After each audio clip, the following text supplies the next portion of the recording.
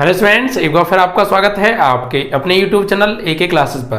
प्यारे बच्चों, इससे लास्ट वीडियो के अंदर हम आपको क्लास 12 का चैप्टर नंबर 11 त्रिविमीय ज्यामिति की एक्सरसाइज 11.1 के बेसिक कॉन्सेप्ट और एक्सरसाइज को बच्चों कंप्लीटली सॉल्व करा चुके थे। आई होप कि वो आपको समझ में आ गए होंगे और उससे आपने चैप्टर नंबर 11 का कॉन्सेप्ट भी समझ लिया होगा। जिन लोगों ने वो वीडियो नहीं देखा है उसका लिंक इस वीडियो के डिस्क्रिप्शन में पड़ा हुआ है, तो प्लीज़ जाके वहाँ से देख लीजिए और स्टार्टिंग जो है चैप्टर की उसके जो बेसिक कॉन्सेप्ट है आप उसको जाके देख लीजिए। ठीक है बच्चों, आज बेसिकली जो हम बात करेंगे इस वीडियो से के अंदर वो एक्सरसाइज 11.2 के अंदर बच्चों बात करेंगे। और यहाँ पर बच्चों हम जो पढ़ेंगे बच्चों दो विषमतलीय रेखाओं के बीच के कोण के बारे में पढ़ेंगे, किसी एक बिंदु से होकर जाने वाले तथा किसी सदिश के समांतर रेखा का समीकरण पढ़ेंगे, दो बिंदुओं से होकर जाने वाले रेखा का हम यहाँ पे बच्चों समीकरण पढ़ेंगे। ठीक है बच्चों, और उनके फिर कार्टेशियन फॉर्म भी पढ़ेंगे, यानी कार्तीय समीकरण भी पढ़ने वाले हैं। तो देखिए बच्चों, सबसे पहले मैं थोड़ा सा बेसिक से लेके चलूंगा क्योंकि बच्चों को बहुत ज़्यादा दिक्कत रहती है फॉर्मूलों को लेकर।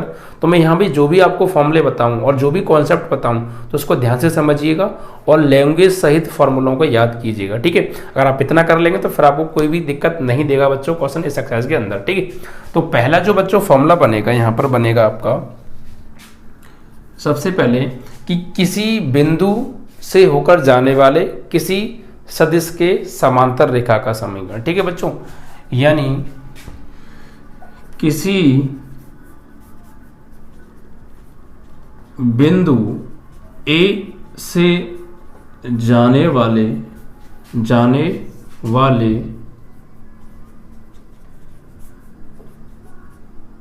तथा सदिश, किसी बिंदु A से जाने वाले तथा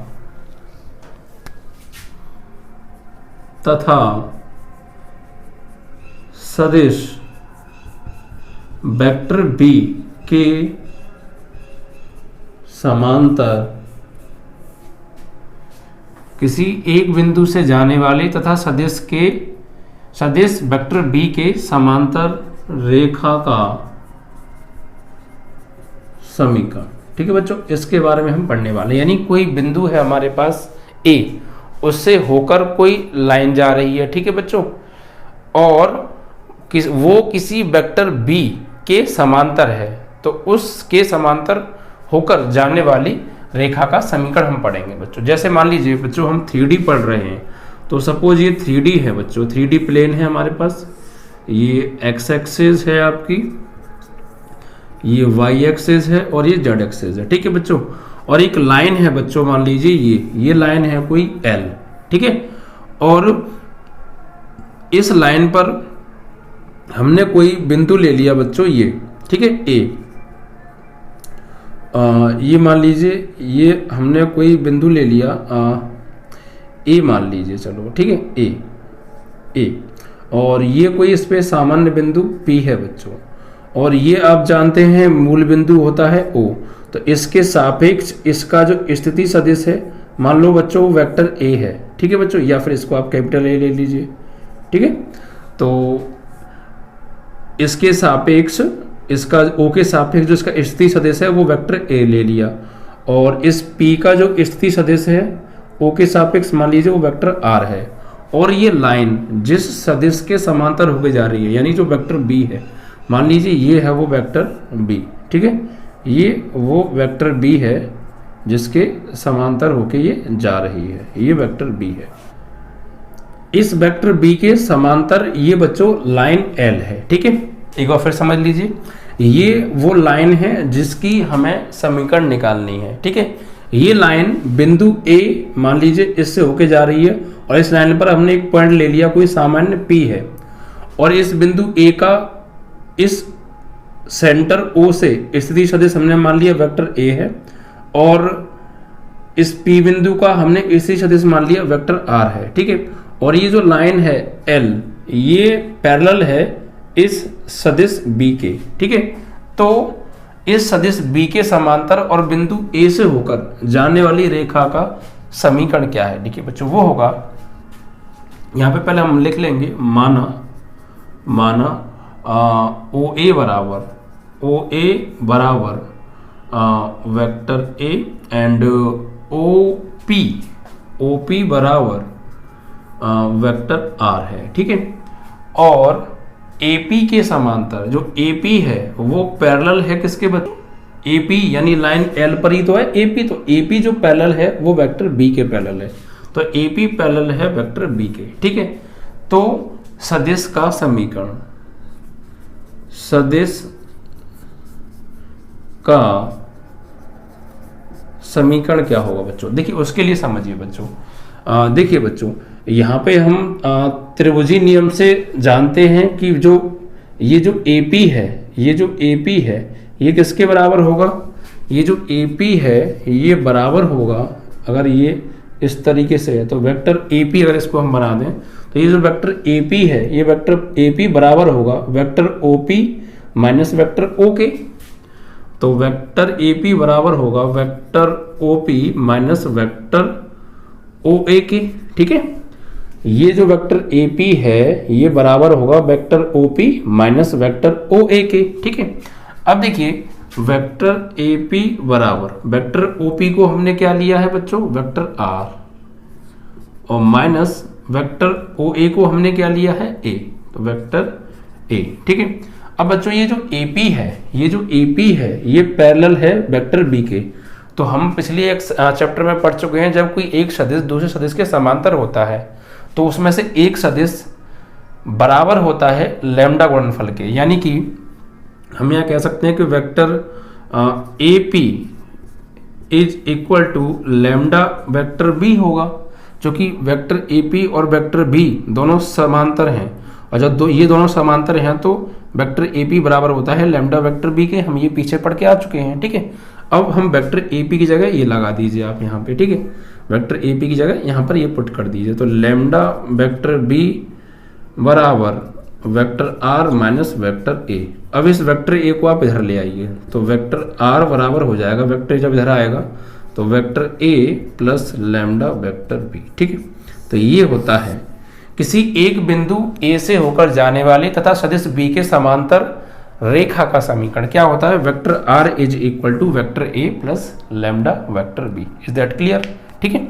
तो ये आपको याद कर लेना है। अगर हम इसकी बच्चों, ये तो था सदिश समीकरण, अगर इसी का अगर हम कार्तीय समीकरण लिखें, क्या लिखें, कार्तीय समीकरण, ठीक है। कार्तीय समीकरण, कार्तीय समीकरण, तो देखिए कार्तीय समीकरण में क्या होगा, वेक्टर R बराबर क्या होगा, एक्स आई कैप वाई जे कैप जेड के कैप, ठीक है। और वेक्टर A बराबर हो जाएगा x1 आई कैप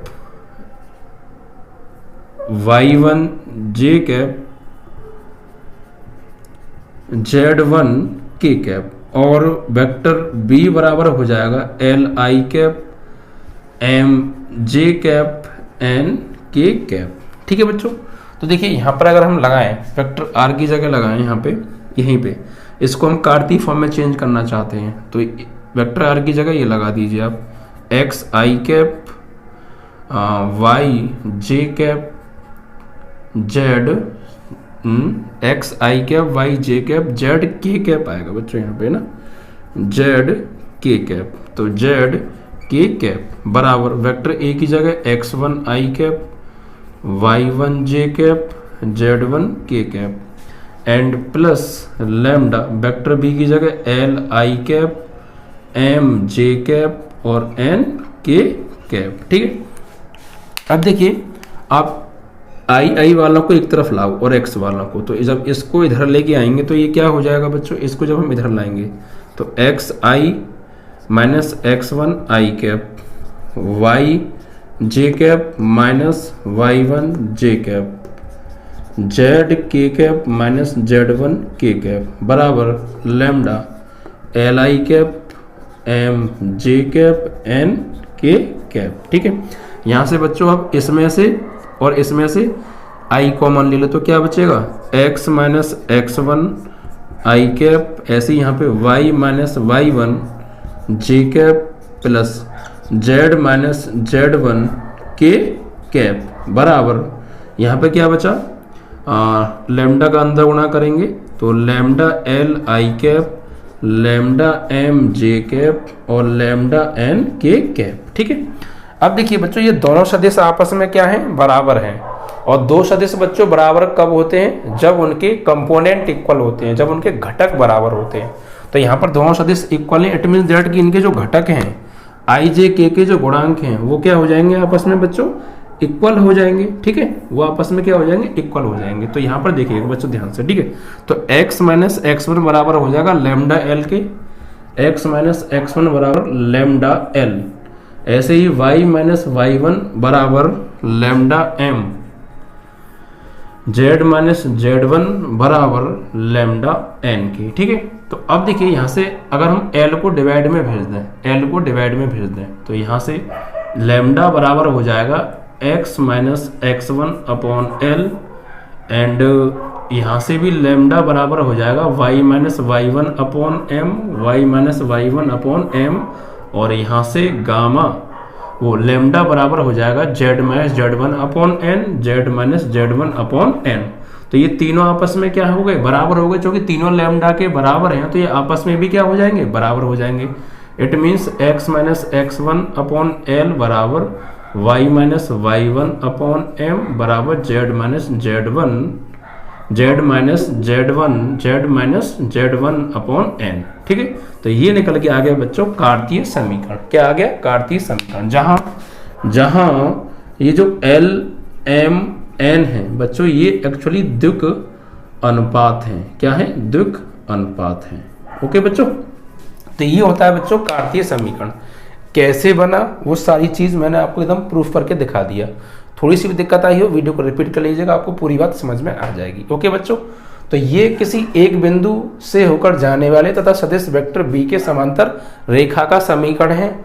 सदिश रूप में vector R is equal to vector A plus lambda vector B, और कार्तीय रूप में x minus x1 upon l बराबर y minus y1 upon m is equal to z minus z1 upon n. ठीक है बच्चों, और जहाँ एल एम एन क्या है, डायरेक्शन रेशियोज हैं। ओके बच्चों, तो कार्तीय रूप में आपको ये समीकरण याद रखना है, लैंग्वेज सहित आप याद करेंगे, ये लैंग्वेज आपको याद करनी है क्योंकि क्वेश्चन में लैंग्वेज सहित क्वेश्चन आएगा, तो आप लैंग्वेज पढ़कर पहचानेंगे। ठीक है बच्चों, और फॉर्मूले आपको क्लियर होनी चाहिए दोनों। ठीक है, कैसे बने वो सारा मैंने आपको जो है प्रूफ करके दिखा दिया। ओके, अब इसके बाद बच्चों दो बिंदुओं से होकर जाने वाले सदिश का दो बिंदुओं से होकर जाने वाले सदिश का समीकरण और कार्तीय समीकरण उनके बारे में पढ़ने वाले हैं। ठीक है बच्चों, तो ये कॉन्सेप्ट आपको क्लियर हो गया होगा। ठीक है, एकदम बिल्कुल बेसिक तरीके से हर चीज विद प्रूफ आपको क्लियर हो रही होगी बच्चों। ठीक है, अब देखिए बच्चों, अब सपोज कि मेरे पास दो बिंदु हैं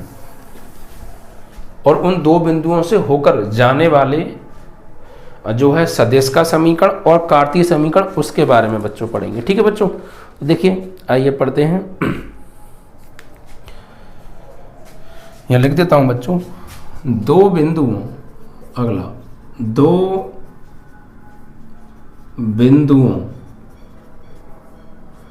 x1 y1 z1 व x2 y2 z2 से होकर जाने वाले रेखा का समीकरण। दो बिंदु x1 y1 z1 और x2 y2 z2 से होकर जाने वाली रेखा का समीकरण बच्चों। देखिए ये क्या होगा, जैसे बच्चों यहाँ पर आप जो है हम 3D तो बच्चों पढ़ ही रहे हैं। ठीक है, हम क्या पढ़ रहे हैं, 3D बच्चों पढ़ रहे हैं। तो सपोज ये मेरे पास एक 3D प्लेन है। ठीक है, ये x एक्सिस, ये y एक्सिस और ये z एक्सिस। ठीक है, और एक लाइन है बच्चों ये L। इस पर बच्चों दो पॉइंट्स हैं, एक मान लीजिए A है, एक मान लीजिए B है। ये x1 y1 और z1 और ये x2 y2 और z2 से होकर ये लाइन जा रही है, और इस पर कोई हमने सामान्य पॉइंट ले लिया बच्चों P, x, y, z। तो इस O के सापेक्ष इसका स्थिति सदिश ले लिया हमने वेक्टर A, इसका हमने स्थिति सदिश ले लिया वेक्टर B, और इसका हमने ले लिया वेक्टर आर है। ठीक है, तो किन्हीं दो बिंदु ए व बी यानी x1, y1, z1 और x2, y2, z2 से होकर ये लाइन L जा रही है। ठीक है, ये दोनों पॉइंट से लाइन पर है, तो ये लाइन इन्हीं दोनों पॉइंट से होकर जा रही है और इस पर कोई हमने तीसरा पॉइंट P ले लिया, सामान्य बिंदु x, y, z। तो इस बिंदु A का स्थिति सदिश हमने मान लिया वेक्टर O, A, B का हमने स्थिति सदिश ले लिया वेक्टर B और इस बिंदु का स्थिति सदिश वेक्टर R है 2। ठीक है बच्चों, तो दो बिंदुओं से होकर जाने वाले रेखा का समीकरण। तो सबसे पहले लिखेंगे हम यहाँ पे सदिश समीकरण बच्चों, सदिश समीकरण। तो सदिश समीकरण होगा बच्चों vector R is equal to vector A, vector R is equal to vector A plus lambda vector B minus vector A। ठीक है बच्चों, vector R is equal to vector A plus lambda vector B। ठीक है, फिर समझ लीजिए ये कोई लाइन है L। ठीक है, और ये बिंदु A यानी x1, y1, z1 यानी ये वाला बिंदु और B यानी x2, y2, z2 से होकर जा रही है। ठीक है, और इस पर हमने कोई एक सामान्य बिंदु P ले लिया x, y, z। इस बिंदु A का स्थिति सदिश हमने O के सापेक्ष वेक्टर A, इस बिंदु B का हमने O के सापेक्ष स्थिति सदिश वेक्टर B और इस बिंदु का हमने O के सापेक्ष स्थिति सदिश वेक्टर R ले लिया। तो इन दो बिंदुओं से होकर जाने वाली इस लाइन का सदिश समीकरण क्या होगा, vector R is equal to vector A plus lambda vector B minus vector A। Clear, तो ये है बच्चों सदिश समीकरण। अगर हम इसी को कार्तीय समीकरण की फॉर्म में चेंज करें कि कार्तीय समीकरण क्या होगा, तो कार्तीय समीकरण, तो बच्चों इसमें क्या हो जाएगा, vector R is equal to xi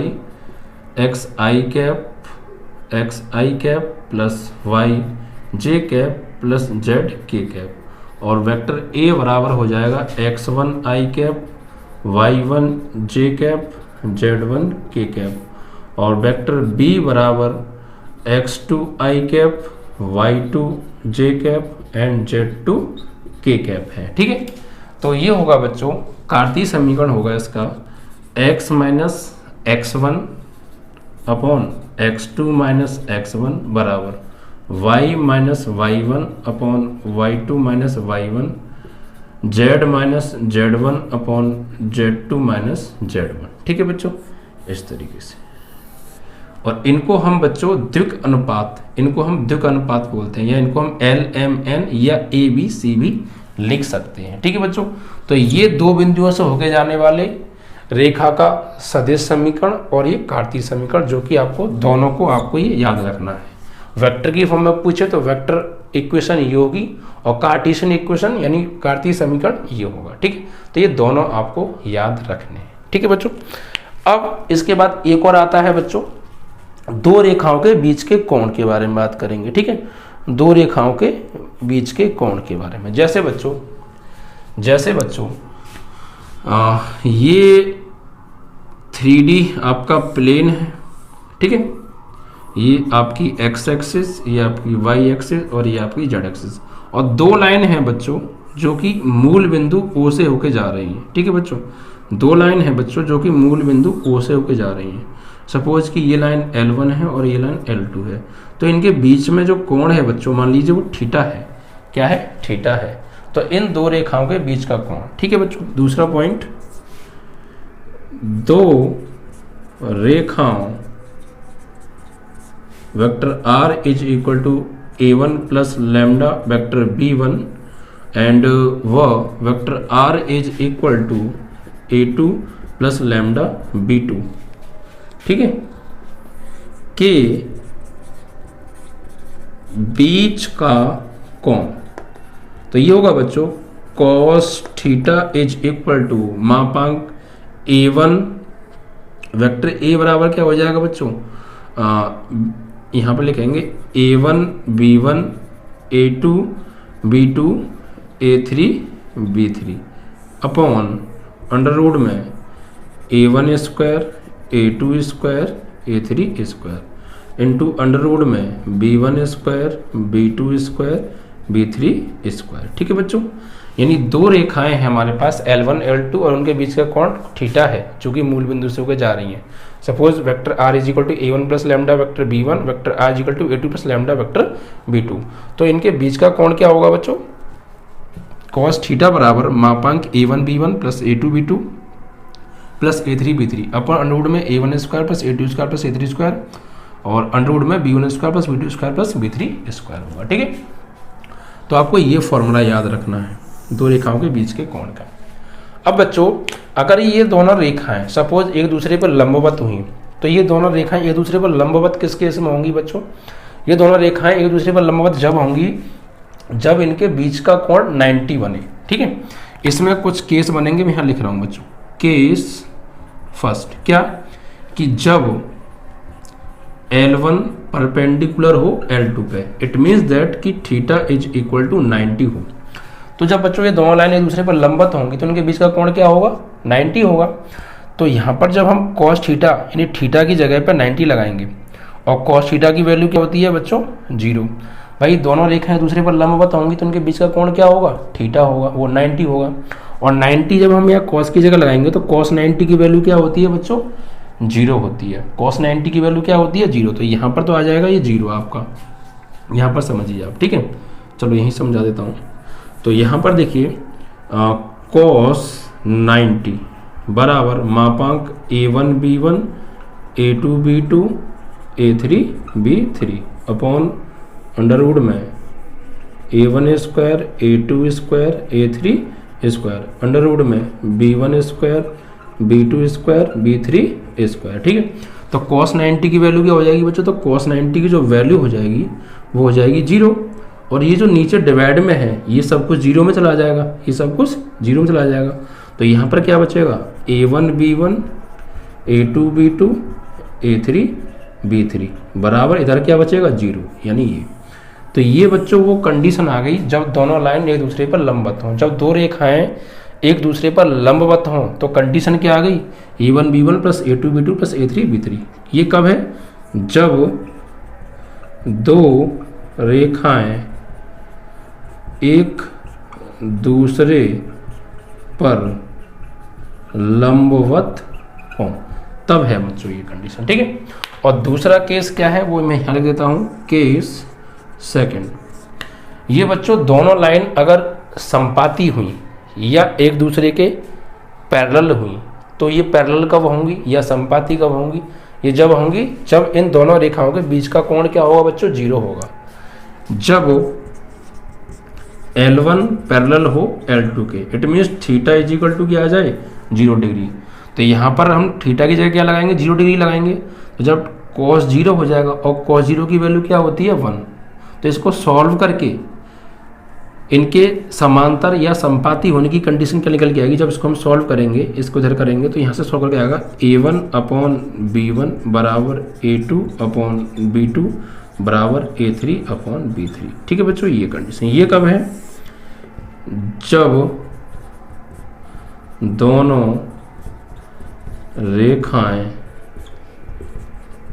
समांतर या संपाती हों। ठीक है, जब दो लाइन समांतर होंगी या संपाती होंगी तो कंडीशन क्या होगी? a1 अपॉन b1 बराबर a2 अपॉन b2 बराबर a3 अपॉन b3। ये तीनों इक्वल आएंगे तो हम कह देंगे कि दोनों लाइन इक्वल हैं। क्वेश्चन पूछेगा कि सिद्ध करो दोनों रेखाएं समांतर हैं, तो हम क्या करेंगे? a1 अपॉन b1 बराबर a2 अपॉन b2 बराबर a3 अपॉन b3 निकालेंगे। इक्वल आएगा तो समांतर हैं। ऐसे ही कहेगा सिद्ध करो दोनों लाइन लंबवत हैं, तो उसके लिए a1 b1 plus a2 b2 plus a3 b3 बराबर 0 आ गया तो लंबवत है, अदरवाइज नहीं आया तो नहीं है। ठीक है, तो ये दो रेखाओं के बीच का कोण और दो रेखाएं लंबवत कब होती हैं उसकी कंडीशन क्या है, और दो रेखाएं समांतर कब होती हैं उसकी कंडीशन क्या है, आपको समझ में आ गई होगी। ठीक है बच्चों, चलिए, तो आई होप कि ये कॉन्सेप्ट भी आपको समझ में आ गया होगा। दो बिंदुओं से होके जाने वाली लाइन का जो इक्वेशन है वो वेक्टर फॉर्म और कार्टेशियन फॉर्म दोनों फॉर्म में आपको समझ में आ गए होंगे, और दो लाइंस के बीच का एंगल भी आप समझ गए होंगे बच्चों। चलिए, अब देखिए बच्चों, इसके बाद क्या है बच्चों? अब बच्चों इसके बाद जो हम निकालेंगे वो निकालेंगे बच्चों दो विषमतलीय रेखाओं के बीच की दूरी। बच्चों दो विषमतलीय रेखाओं के बीच की दूरी। अगला टॉपिक क्या है बच्चों? दो विषमतलीय रेखाओं। मान लीजिए पहली रेखा है vector r is equal to a1 plus lambda vector b1, और दूसरी रेखा है वेक्टर r बराबर a2 plus lambda vector b2, ठीक है, के बीच की दूरी। ठीक है बच्चों, दो विषमतलीय रेखाओं के बीच की दूरी। तो अब बच्चों ये विषमतलीय रेखाएं क्या होती हैं? देखिए बच्चों, हम जो पढ़ रहे हैं वो 3D स्पेस पढ़ रहे हैं, 3D स्पेस। तो 3D में कुछ लाइन ऐसी होती हैं बच्चों जो हमें देखने में तो ऐसी लगती हैं कि उन दोनों लाइनों में कोई ना कोई कॉमन पॉइंट है। इट मीन्स दैट कि वो दोनों लाइनें एक दूसरे को इंटरसेक्ट कर रही हैं 90 डिग्री पर। बट एक्चुअल में बच्चों ऐसा नहीं होता है। वो हमें ऐसा इसलिए लगता है कि वो किस स्पेस में है, वो 3D स्पेस में है, इस वजह से हमारा वो भ्रम होता है। बट एक्चुअली अगर हम उन्हें देखेंगे तो वो एक दूसरे को ना तो इंटरसेक्ट करती हैं और ना एक दूसरे पर वो परपेंडिकुलर होती हैं। एक्चुअली वो एक दूसरे को टच ही नहीं करती हैं। जैसे बच्चों कि मैं एक उदाहरण क्या दूं आपको, सपोज ये उंगली है बच्चों, आपको देखने में मार्कर लेते हैं, चलो सपोज ये मार्कर है, तो मैंने इनको ऐसे रखा, तो आपको क्या लग रहा है कि ये दोनों मार्कर एक दूसरे को किसी एक बिंदु पर प्रतिच्छेद कर रहे हैं और एक दूसरे पर लंबवत हैं। बट बच्चों एक्चुअली ये 3D स्पेस में होने के कारण आपको ऐसे लग रहे हैं, बट बच्चों एक्चुअली ऐसा नहीं है। अगर हम इसको इस तरीके से देखेंगे तो बच्चों ये देखिए, इनके बीच में गैप है, और ये जो दूरी है, जो गैप है, इसी दूरी को हम बच्चों निकाल रहे हैं यहाँ पे, ठीक है, इसी गैप को हम निकाल रहे हैं। हमें देखने में तो ये ऐसे लग रहे हैं बट परपेंडिकुलर है, इनके बीच में कोई एक पॉइंट कॉमन है, बट एक्चुअली ऐसा नहीं है। अगर हम इसको इस तरीके से देखेंगे तो बच्चों इनके बीच में कुछ ना कुछ ये दूरी है, तो हम इसी दूरी को निकाल रहेंगे यहाँ पर, ठीक है, और इन्हीं को बोलते हैं हम बच्चों विषमतलीय रेखाएं। अंडरस्टैंड? चलिए, तो इनके लिए बच्चों विषमतलीय रेखाओं के बीच की जो दूरी का फॉर्मूला होगा बच्चों वो ये होगा, d बराबर मापांक vector a2 minus a1 dot vector b1 cross vector b2 upon मापांक vector b1 cross vector b2। ठीक है बच्चों, ये दो विषमतलीय रेखाओं के बीच की दूरी का फॉर्मूला क्या है? d बराबर मापांक vector a2 minus vector a1 plus dot product vector b1 cross vector b2 upon vector b1 cross vector b2 का मापांक का होल मापांक। ठीक है बच्चों, ये दो विषमतलीय रेखाओं के बीच की दूरी का फॉर्मूला है, ठीक है, जो कि आपको अच्छे से प्रिपेयर करना है बच्चों। ठीक है, चलिए इसके बाद बच्चों ये तो हो गया दो विषमतलीय रेखाओं के बीच की दूरी का सदिश रूप बच्चों फॉर्मूला हो गया। कौन सा फॉर्म हो गया बच्चों? ये सदिश फॉर्म हो गया।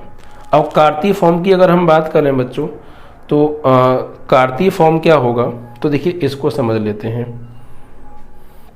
कार्तीय फॉर्म होगा बच्चों, कार्तीय फॉर्म, कार्तीय रूप, तो x minus x1 upon a1 बराबर y minus y1 upon b1 बराबर z minus z1 upon c1। ठीक है, वह x minus x2 upon a2 बराबर y minus y2 upon b2 बराबर z minus z2 upon c2। ठीक है, तो ये है बच्चों उनका कार्तीय फॉर्म। ठीक है, तो दो विषमतलीय रेखाओं के बीच की दूरी का जो फॉर्मूला है वो ये है, ये वेक्टर फॉर्म में है और ये कार्तीय फॉर्म में है।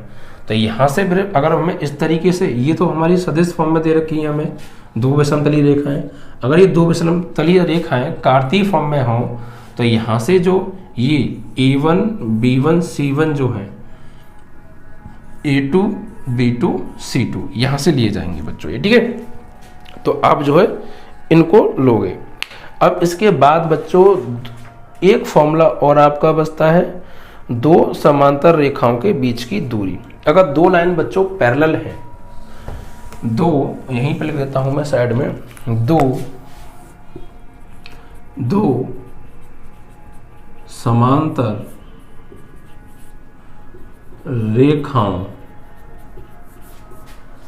Vector r is equal to vector a1 plus lambda vector b व vector r is equal to vector a2 plus lambda vector b के